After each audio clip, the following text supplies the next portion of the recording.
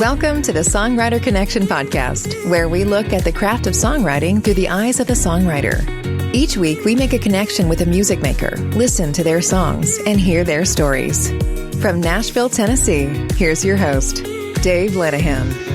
Well, if you're Irish like me, and even if you're not, you may have had this Sunday circled on your calendar for a while because it's St. Patrick's Day. How about that? Oh, with a name like Lenihan, we celebrate, absolutely. And today, we're going to make a connection with the folks in Ireland. I've got a Dublin singer-songwriter with us, and welcome to Colm Gavin, who's on the phone. How are you, Colm?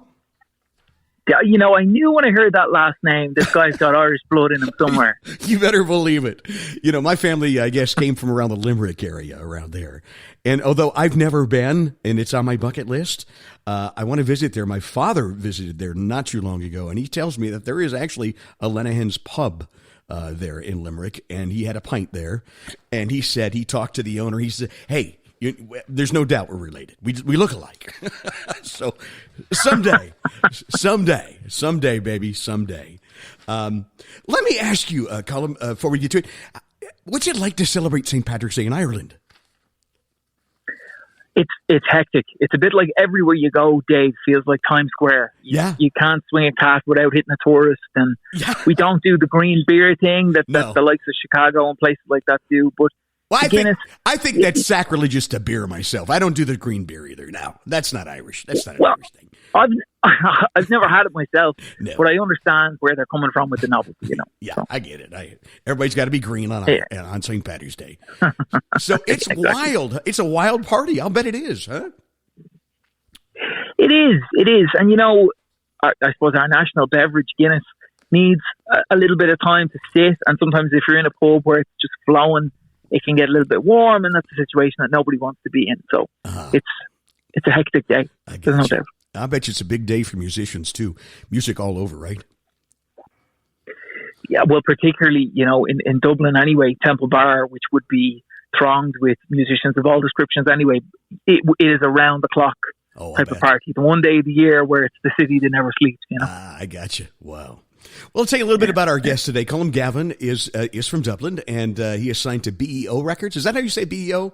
BEO? So it's an Irish word, and it's an Irish word that means live, so like live music, and it's pronounced BEO. BEO. So as if you were saying, So as if you're saying yo, but with a B in front of it. Yeah. Got it. And that is the home of the first lady of Celtic music, Moya Brennan, who she's a sister of Enya, right? She is indeed, yeah. Wow. And it's her label that you're with? It is indeed, yeah. How long have you been with her and with them?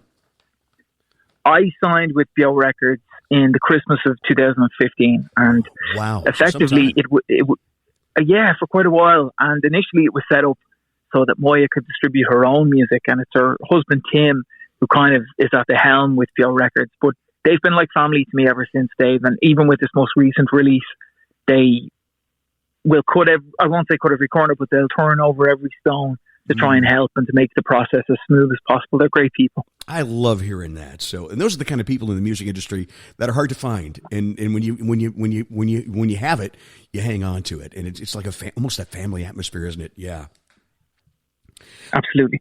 I've been looking through your bio, and I just wanted to tell some folks about you. A great songwriter. You've had cuts by Eurovision winner Charlie McGettigan. Is that his McGettigan? That's right. Yeah. And others. And of course, a great career. A couple of records that have reached the top of the album charts in Ireland and the UK. So congratulations on that. And thank you. This quote that I saw from Paul Williams, the songwriter Paul Williams, who's also president of ASCAP, one of the performing rights organizations that get your royalties. He says, Colm Gavin songs are songs this beautiful. I'm going to get this right, I promise you. Songs this beautiful deserve to be heard, and I have to agree, Colm. So it's good to have you here on this show. Thank you so much. Yeah, it's good to be talking to you, Dave. No, not a problem. I know we've been friends on the socials for a little while, so to talk to you in person finally, that's pretty awesome. Thank you. You've got this new record out, and it's Diggin' the Idleflower. Talk a little bit about that and the process, and then we're going to play a little song from that, your latest single, if that's okay. Absolutely.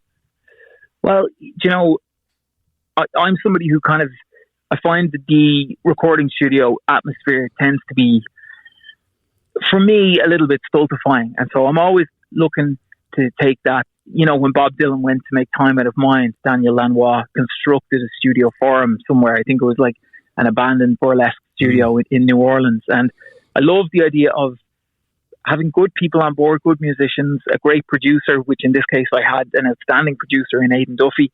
And basically we built a studio in an old Georgian house in the heart of Dublin, which is, the house itself was built in 1832. So you can imagine the spooky vibes. Yeah. But it was a beautiful experience. We recorded the album over the space of about 2.5 days with some great musicians, Niamh Keane, Alva Keogh, Ciara Dalton. Of course, Aidan and his brother Ben played on the record. The experience itself was gorgeous. And so I'm deeply proud of the record. I'm proud of everybody who performed on it. And the way radio in this country and the UK have responded to it has been incredible. So it's a testament to the hard work that everybody put into the record. Of course, that makes you pretty busy too, because the demand to tour for the record, right? Getting out there, huh? Yeah. I feel a bit like a postcard at the moment, Dave. I'm being sent from pillar to post. Yeah. And that's going to continue right up until the end of the year. But look, I wouldn't have it any other way. I think every artist in one way, shape or form, this is all you really want is there to be a positive response to your work, and then you get to bring it out on the road. You work hard to get to that point, and I think the real payday is when you're out in front of that audience and you're playing and feeling the reaction to the music. It's got to be special, huh? It is, Dave, but at the same time, I'm a firm believer in the adage that you have to love it first. There's no point in making a record, and I know there's lots of people who do for the sake of commerciality and all that, but I believe you have to love the record first. I listen to Rick Rubin on podcasts a lot, and he talks about that the audience should come last. Now, I know that might be a little bit dismissive to listeners, and it's not meant to be, but it's from a creative perspective. I think if you can't stand beside the songs and say, this is my batch of material, I'm proud of them, I worked hard at crafting them, and now I'm happy for them to go into the world, I don't think anybody will respond to them in any way positively, be it a DJ, a podcaster, a listener, or somebody buying a ticket. So it's really important that the first vibrations that they feel when they come into the world is care, to be honest with you. And that's where, we're talking about songwriting, and it all comes down to craft. I've always heard you've got to love yourself first, right? So, yeah, so tell me, when you first heard the mix down of the album Diggin, the Idleflower, Source of Pride, what'd you think? I'll tell you the truth, Dave. I heard the mix the day that it went to the record label, because a little bit like an actor, really? I can't. Not until it was released. Yeah. Really? Wow. Yeah, I don't. I had nothing but faith in my producer, Aidan. We both have similar tastes. We both, albums like There Goes Rhyme Simon, Blood in the Tracks by Bob Dylan, Teeth of the Tellerman by Cat Stevens. Those are the albums we were raised on.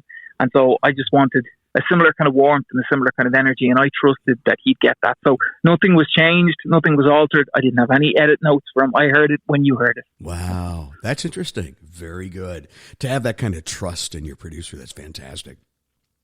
Well, let's talk about your single, your current single, which is Song for Sam. And this is a song you wrote, and tell us the story behind it, and then I'll play it. Yeah, Song for Sam. So I'm a huge fan of the music of Harry Chapin, and Harry's probably his most notable song is Cats in the Cradle, and that's, as far as I'm aware, it was kind of an apocryphal poem that his wife Sandy wrote, warning him, if you let the road get the better of you, you're going to turn into the guy in this song. And this Song for Sam was written for my godson, Sam. He's the son of my Auntie Anne-Marie, and I was very flattered when he was born in 2017 to be asked to be his godfather. And so I wanted to write kind of a message, little points of note, lines of experience that I've garnered over the years, like be sure to eat your greens, no a thank you from a please, laughter can cure winter's cold, and money never grows on trees, that kind of thing. And it's the track itself is 2 guitars and a vocal, and that's it. And I love it. Of all the songs from the album, this one seems to be the best received by radio. So yeah, I'm deeply proud of it. Very good. Well, let's play it. Song for Sam. Colm Gavin is our guest on the Songwriter Connection as we approach St. Paddy's Day. Don't go away. Little man, my wide-eyed boy, for you the whole world's new. Every day's a trip on the Ferris wheel or a picnic at the zoo. I don't know much of aeroplanes or the old man on the moon, but I can sing of all the things I've seen, and I wrote this just for you.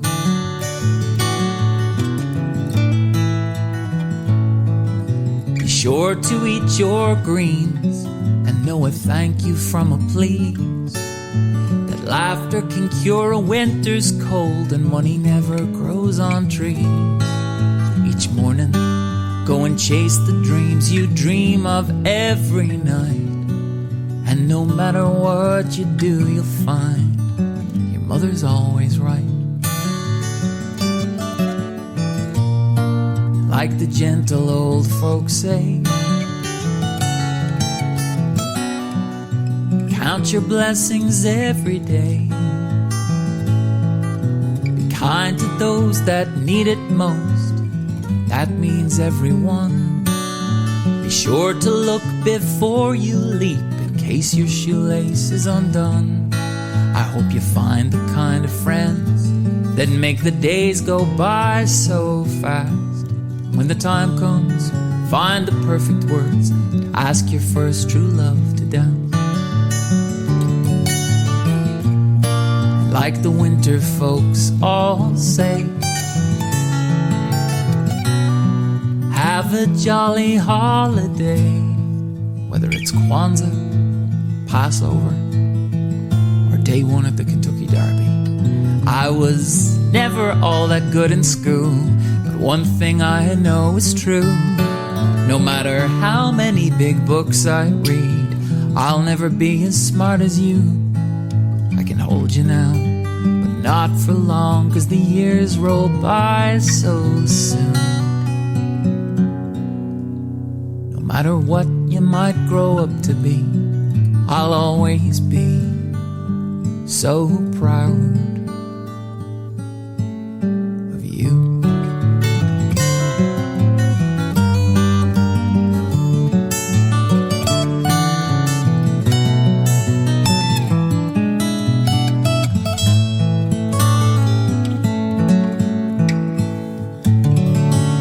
Isn't that a sweet song? A great message. Colm Gavin is our guest on the Songwriter Connection podcast, and he joins us via phone. It's actually a WhatsApp from Dublin, Ireland. Hello, once again. What a great song. Thanks, Dave. Don't you love apps like WhatsApp? You know, back in my radio days, it would have been a long-distance call. It would have cost a lot of money to talk to you over the way over there. So, yeah. But here we are. I know, across the Atlantic. Well, the beauty of technology, yeah. Yeah, it really is. Which has changed so much of the music business, too, for good and bad. And one of the cool things is we can discover artists like you. We played that through the Spotify app, and all of your music is there, both albums worth and other stuff, too. And I encourage people to reach out and listen.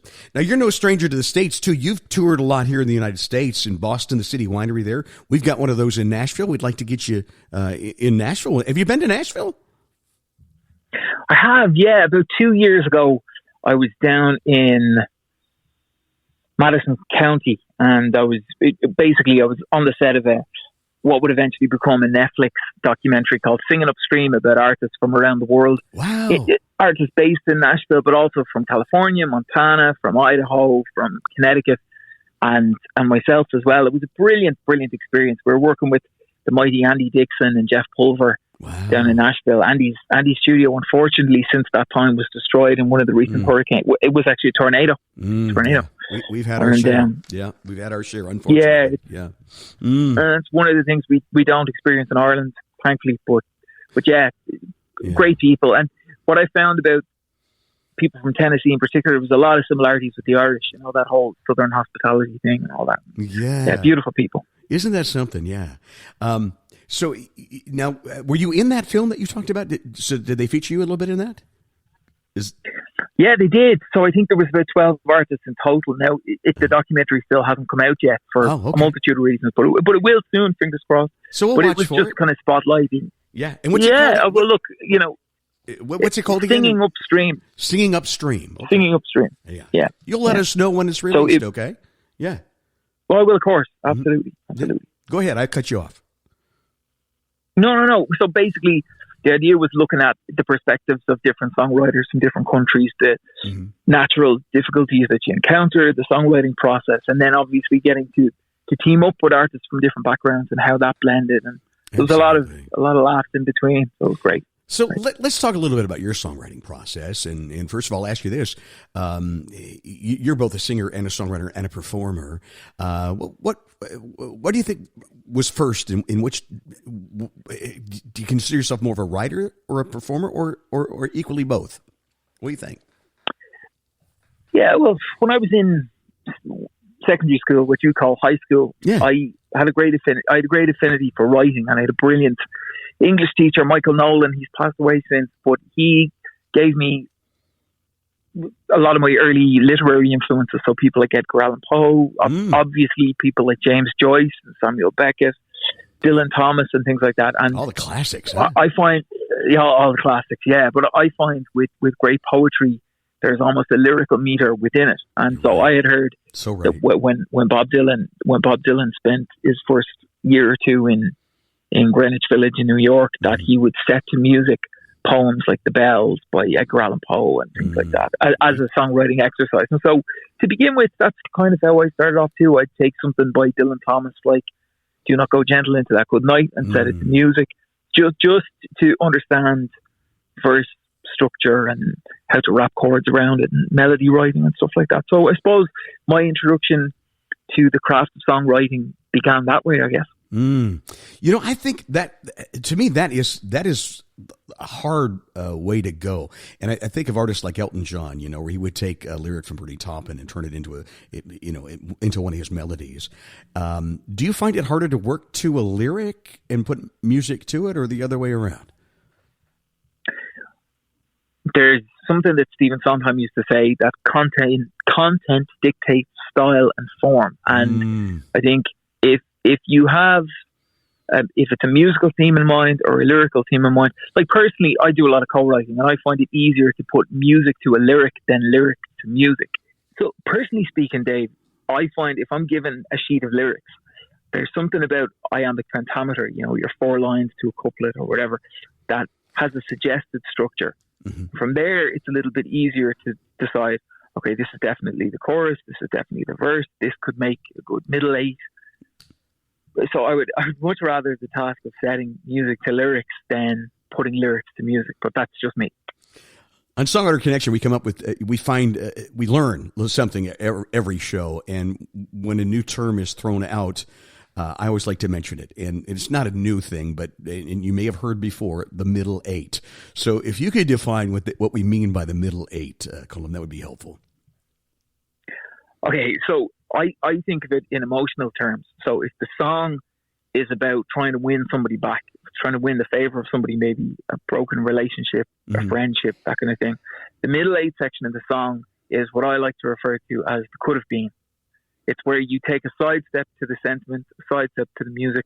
A lot of great songwriters, Paul McCartney, Gilbert O'Sullivan, will use the middle 8 as a time to key change or to modulate and then come back again. And I think the middle 8 suggests an option C. If a verse and chorus has been giving you option A and B the whole time, here's your alternative option C. That's my half-hearted way of explaining the middle 8. So kind of the bridge of the song, huh? Oh, exactly. Yeah, that's what it is. I've also heard it referred to. Sometimes there isn't a bridge. There's a like a guitar solo or something, a solo in that middle 8, and then they go back to the chorus. So an interesting term, and it's something that as a songwriter you need to be aware of to give that little change up. And in our friend Mark Allen Barnett, who does a lot of teaching of songwriting here in Nashville, is a mentor to a lot of great songwriters in this town, used to always say about the middle 8 of the bridge, he'd say, this is like, ladies and gentlemen of the jury, in conclusion, this is what we've learned. That kind of thing. Do you agree? Yeah. So I do, yeah. Or maybe it suggests an ulterior, like so rock and roll fans would be familiar with Guns N' Roses' November Rain. So when Slash comes out of that little chapel in the desert and plays a solo, that could be considered the middle section. Yeah. It's just a way of breaking up the structure of a song, I suppose. Not every song has them. Yeah. But like Song for Sam, for example, doesn't. I don't think that it's a middle section because there's no chorus. It's just like a refrain and the verse. And I never mention the name Sam. And you never do. Yes. I was going to ask you about structure. that. No, I never do. Yeah, you never do. And you bring up another good point. Not every song needs or deserves a bridge or a middle eight, right? That's it. Yeah. That's it. Yeah. So it depends, I think, too. And you talked about melodies versus lyrics. And I wanted to mention mood in there and something that we like to call prosody. For instance, in a song, if you talk about you're falling, you don't want to say falling, up, you don't want to bring that down. So, moods, it's melody moods and melding with the lyrics. It's so important, isn't it? I agree. Yeah, absolutely. Tell me about some of the influence. Who did you listen to growing up that really influenced your style? It was a mix of things, Dave. I studied through the classical method in the Clondalkin School of Music, which was kind of a musical academy in the town where I come from in Dublin. Mm-hmm. And so my teacher would have exposed me to a lot of classical music, Rachmaninoff, Chopin, Mahler, and then sidelong to that, obviously, the writings of Lennon and McCartney, Gilbert and Sullivan, Lieber and Stoller, a lot of stuff from the Great American Songbook, Jerome Kern, George and Ira Gershwin, Irving Berlin, and then it showed how their songwriting techniques could be applicable to, say, the music of the 1970s. So like Randy Van Warmer, James Taylor, Neil Young, Joni Mitchell, Jim Croce, all the people who I love today and probably have the closest affinity to. And I'm deeply grateful for that, because even to this day, it's the mechanics of songwriting that I get a great thrill out of, which is why, sidelong to my own material, I love writing with other artists and for other artists in Ireland. I write with some spectacular artists on the country scene. I think of people like Sinead Black and Claudia Buckley, people who I just have so much respect for. And so when they put trust and faith in you to write something for them, to pitch an idea, or they bring an idea to you, that I associate that with a great deal of responsibility and care. So if someone comes to me with that degree of trust, that's a great honor for me. Oh, I bet it is. And that's one of my favorite things to do, co-write with other artists. And boy, you've really studied the craft of songwriting in years, haven't you, Colm? Really? Yeah, but Dave, honestly, it's been like an ongoing love affair. There's nothing about it that bores me. I never walk away from a writing session, and I never write in the room with somebody else, or at least very seldom, but I never walk away from it not having learned something or not having dug deeper into the thoroughfare, if that makes sense. Because I personally feel, and I sort of dip in and out of a multitude of genres. There's a little bit of jazz on this record, a little bit of classical, certainly in the arrangements anyway. And I'm forever a student. I think the greatest advice you could give a songwriter is approach every day like a student or like a novice, and you'll never walk away not having gained something. Man, I want to emphasize that point. That is so good, and that's so true. And I do too. And every songwriting session I'm in, I feel that I've learned something and have taken away something. Everybody has something to offer, and it is a learning experience every time you're in the room writing a song. And you learn from the song, but you learn from the artist and the people that you're writing with too. So, you play guitar and piano? I do. What was your first instrument? Was it piano? Oddly enough, it was piano, but then eventually became guitar. So I mentioned that I studied at the Clondalkin School of Music with my teacher, who would be my teacher of 15 years, Peter Stanton. And one of his perennial rules was that if you're going to study with me, you're going to do exams. Mm-hmm. Because every musician goes through a point in their life and in their career where they begin to doubt themselves and doubt their abilities.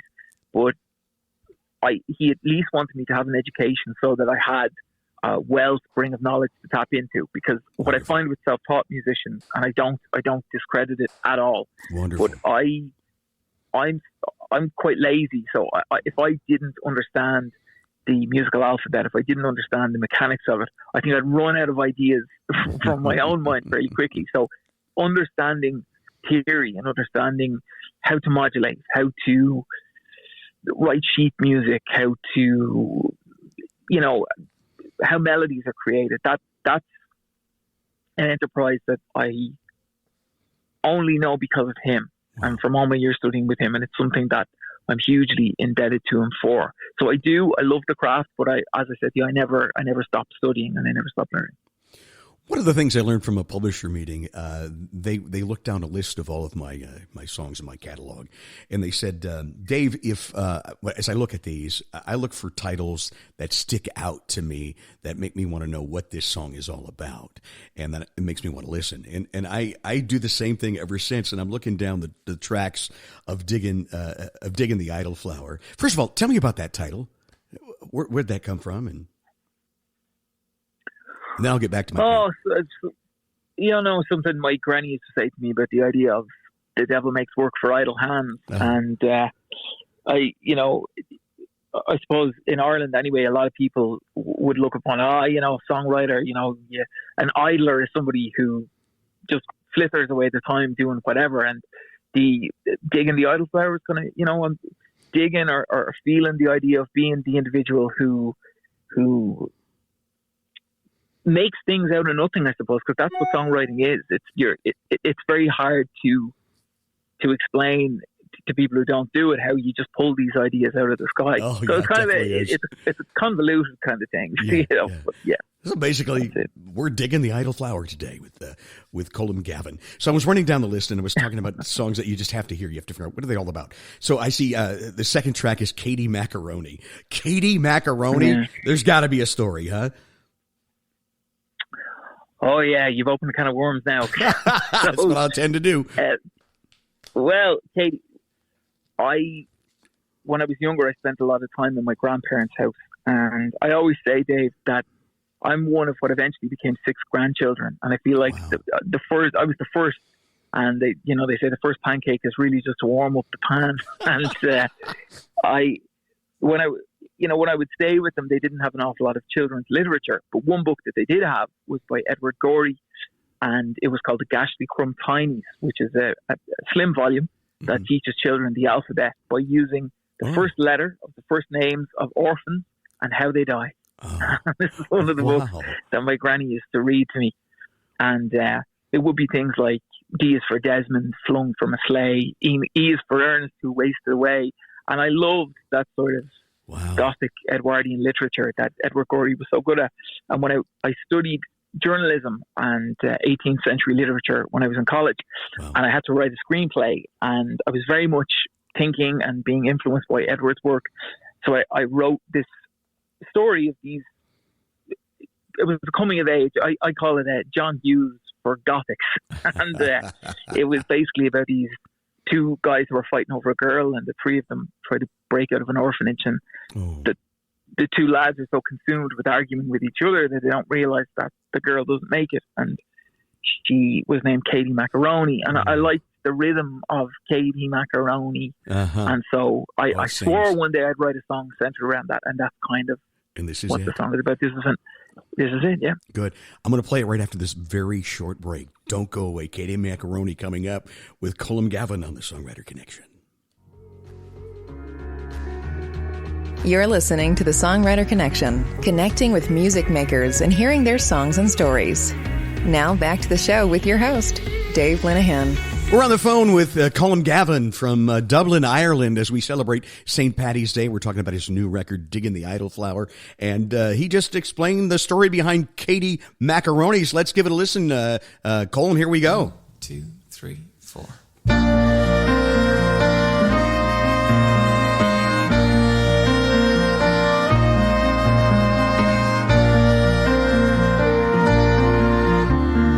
Heart of a child with a Susie doll smile, pretty as a pocket of dimes.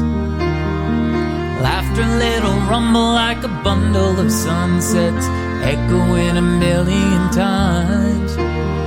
Did no one ever wonder about the blunders of shoulder, teardrops in the penny arcade, lonely candy cigarettes, the sun when it's colder, bursting by the tree where we lay. Katie Macaroni, summertime mountain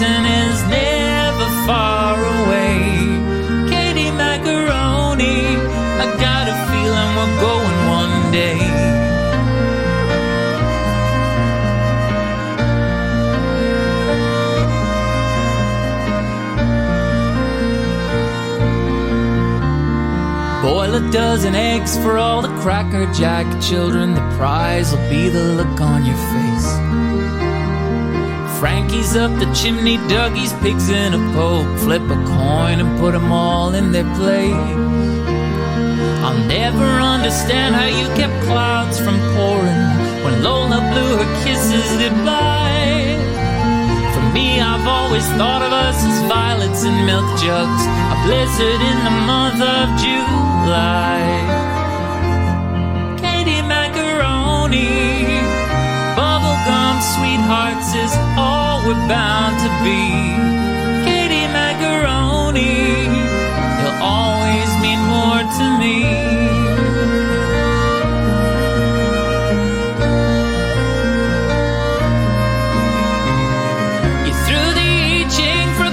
Pajamas, then pretending like it's not all for you. How do we learn the price is right after midday? The light when cutting corners is just something we do.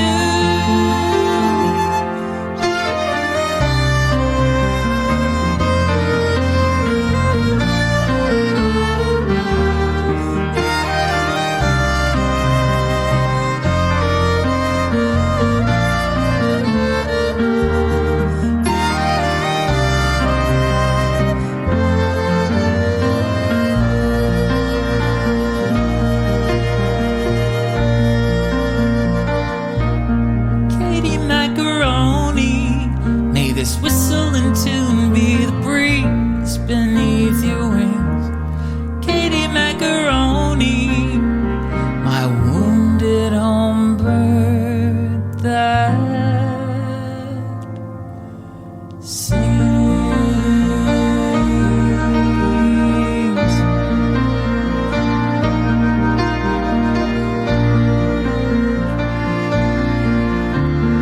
Heart of a child with a Susie doll smile, pretty as a pocket of dimes.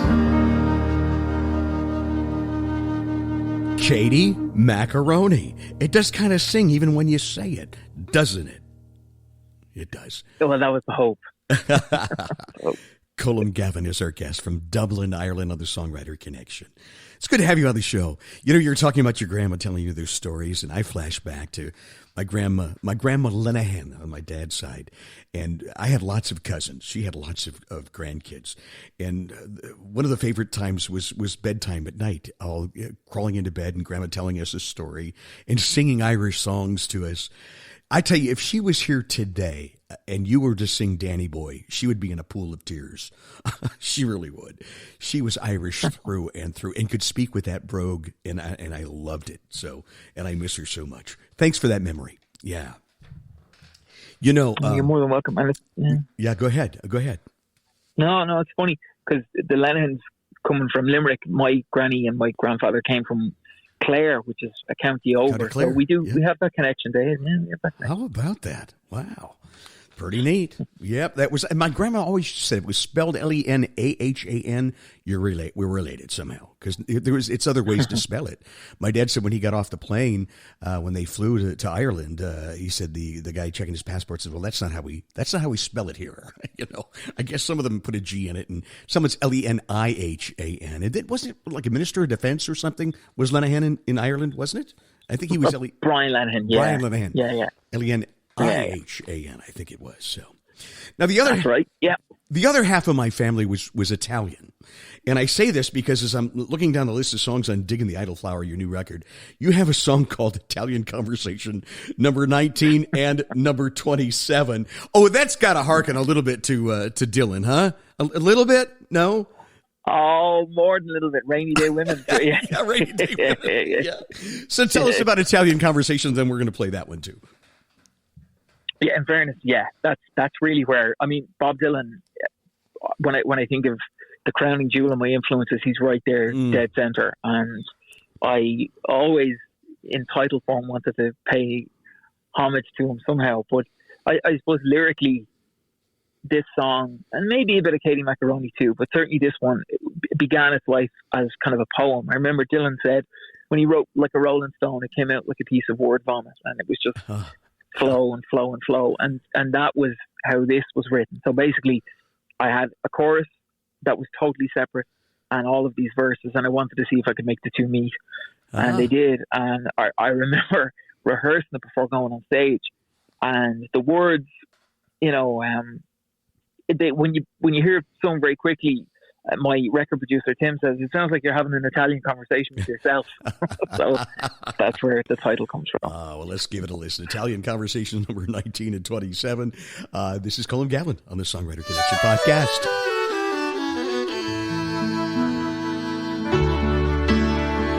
Oh, I like that.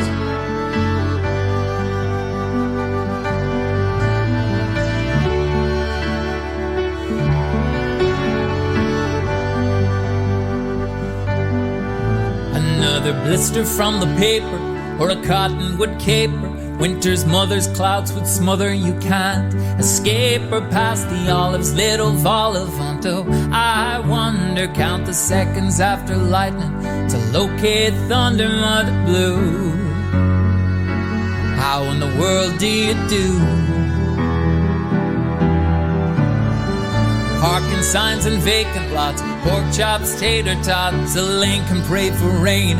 When it pours, it never stops. Virginia, what's within you is what I'm falling for. Get messed up in a way like no one else has done before you. On a mattress for two. And it's true, I'm so in love with you.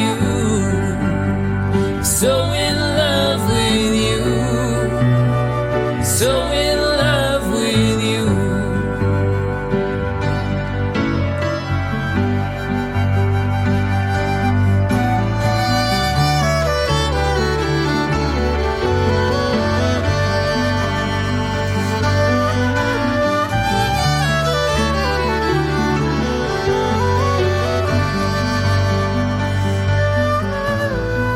Tongue-in-cheek from Mozambique, midlife hide and seek, up Chuckwood Look on hockey puck drive-ins every week, salacious, ostentatious in last check places. See your teenage faults reflected in strangers' faces. I do,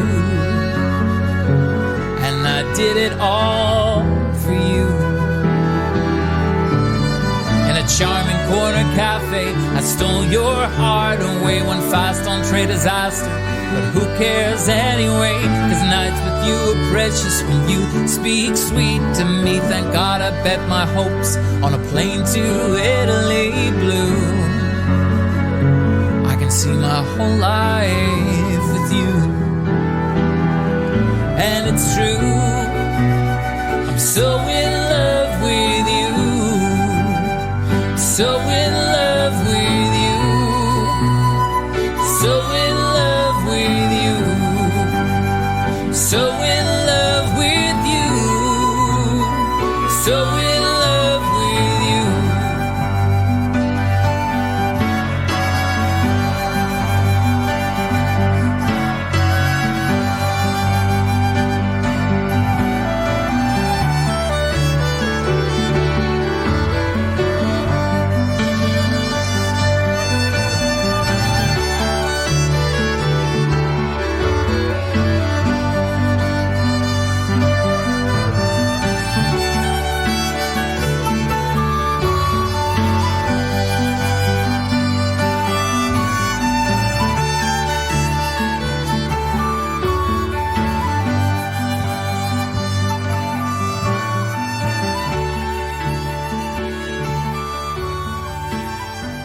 The instrumentation of that is just absolutely amazing.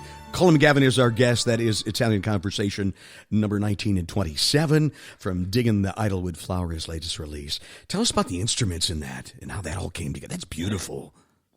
Yeah, it's gorgeous. I can't take much credit for the playing. That's down to the brilliant Alva Kyo and Niamh Keane. So Niamh is playing violin there and Alva's playing flute and I'm just playing a little bit of piano. Wow. And the outro part, which I absolutely adore. And someone said to me recently, it sounds like, Watership Down or, that kind of thing.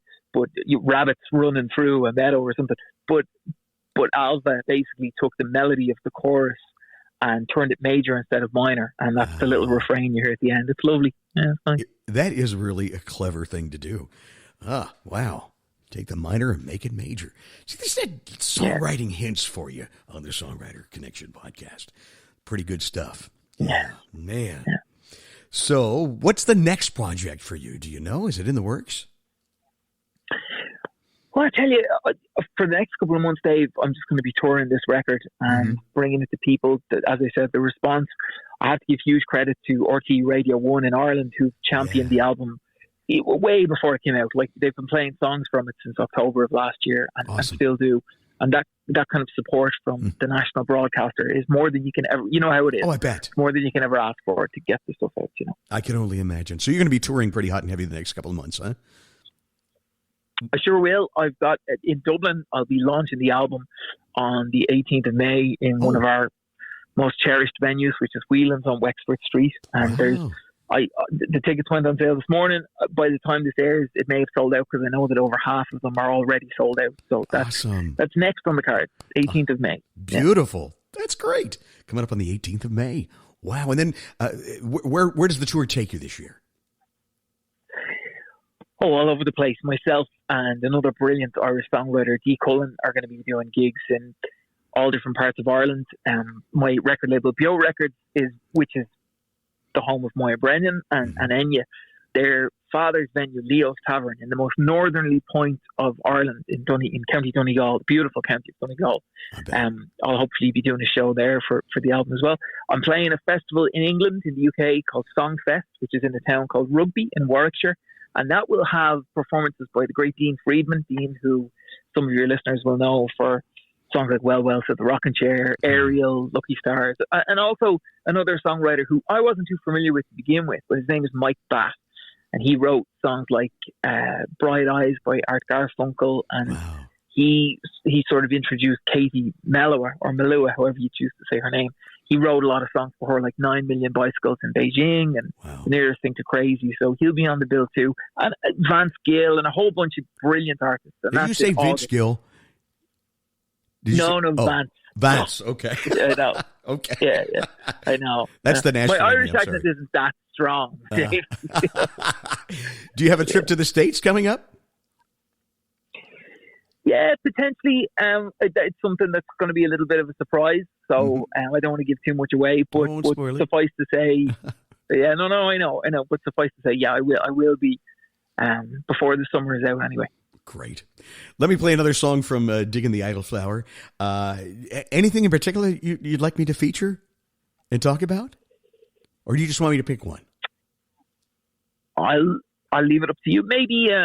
It's Starting to Feel Like Love. That was another one of the singles from the album, so that could be fun. Okay, let's do that. Tell us about It's Starting to Feel Like Love. Well, again, as I mentioned earlier on in the conversation, people like Irving Berlin and George and Ira Gershwin would have been a huge influence on my music. And I remember hearing Richard Carpenter of the Carpenters saying that, I can't remember if it's, because I'm going to get this wrong, but there's like a Gregory Peck film or a Jimmy Stewart film where he's a famous songwriter and he's only known for writing one song. And the song is called Goodbye to Love.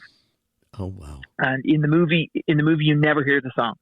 And so the Carpenters wrote this song, I'll Say Goodbye to Love, inspired by that. And when I wrote this one, exactly, that's exactly it. And so when I wrote this, I was kind of imagining somebody like Jimmy Cagney or Gregory Peck in a, like a Casablanca type scene, smoking a Parliament cigarette and turning to their buddy and saying, Sam, it's really starting to feel like love. And then being underscored by that kind of thing. Play it, Sam. I think I'll play it, okay? Starting to Feel Like Love. Colm Gavin, our guest on the Songwriter Connection podcast.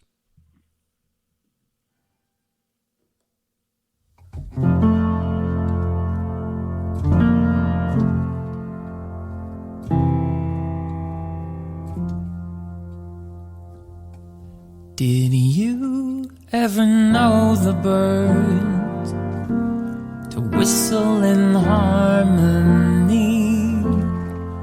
Breeze and trees keep in time, 'cause that's what she does to me. A melody autumn sings, but sweeter than all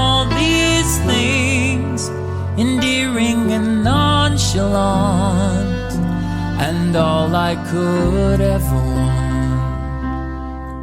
She swears she won't kiss and tell. Still we go like hand in glove. It's new though I can't deny. It's starting to feel like love. New though I can't deny. It's starting to feel like love.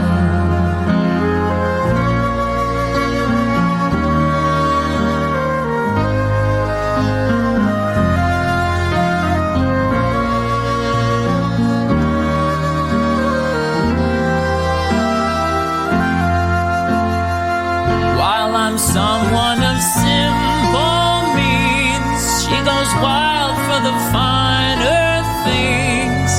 Paris balcony with a view. I'm more an early bird lunch for two. Charming beyond compare. A face I keep dreaming of. The moon dancing through her hair.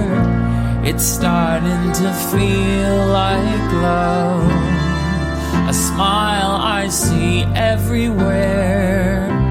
It's starting to feel like love.